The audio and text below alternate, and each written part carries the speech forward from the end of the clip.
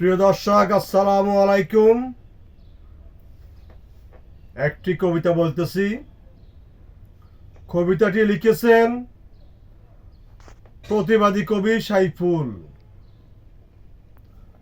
প্রতিটি পরিবারে অশান্তির জন্য দায়ী যাদের মাথায় লম্বা চুল। 1000 পুরুষ একসাথে থাকলে তারা হাসি মুখে সুখে শান্তিতে জীবন করে পার। আর 10 জন নারী একসাথে থাকলে তারা ঘন্টায় ঘন্টায় মিলাই মাছ বাজার। এই হলো নারীদের অতীতের কালচার।